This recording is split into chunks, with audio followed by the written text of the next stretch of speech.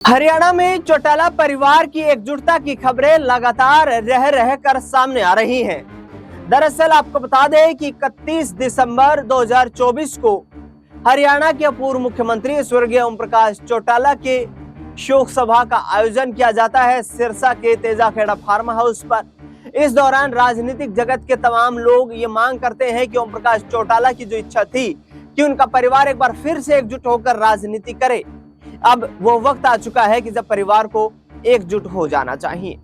दरअसल इस पूरे मुद्दे को लेकर अब अभय सिंह चौटाला और उनकी पार्टी के नेताओं के बयान लगातार सामने आ रहे हैं। दरअसल बता दें आपको कि पिछले दिनों हरियाणा के विकास पुरुष कहे जाने वाले जननायक चौधरी देवीलाल की पुण्यतिथि थी।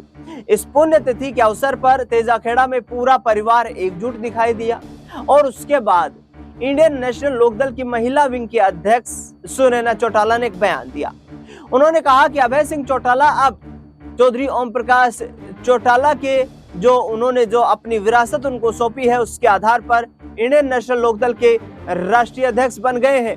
आगामी वक्त में इंडियन नेशनल लोकदल हरियाणा ही नहीं बल्कि देश भर में चौधरी देवीलाल के नैतिक विचारों और उनकी किसानों को आगे बढ़ाने की सोच के साथ राजनीति करेगी।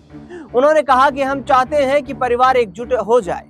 दरअसल सुनैना चौटाला का कहना है कि जो गलतियां अजय सिंह चौटाला और उनके परिवार के द्वारा हुई थी, विशेष तौर पर दुष्यंत चौटाला और दिग्विजय सिंह चौटाला के द्वारा हुई थी, उन गलतियों को अब सुधारने का वक्त आ चुका है।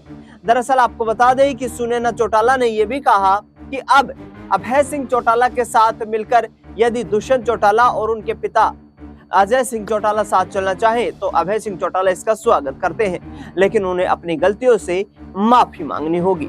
दरअसल बता दें आपको कि अभय सिंह चौटाला के इस बयान के बाद जिस तरीके से दुष्यंत चौटाला ने अपना जो बयान दिया उसमें उन्होंने कहा कि वे दुष्यंत सिंह चौटाला के साथ मिलकर राजनीति नहीं कर सकते क्योंकि मैं उनको सीरियस राजनेता नहीं मानता।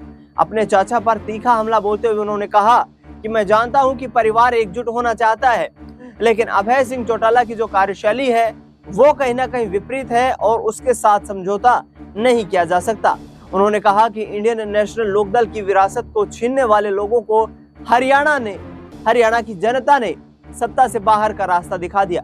जननायक जनता पार्टी संघर्षों की पार्टी है और उन्होंने कहा कि ये संगठन सालों साल चलता रहेगा।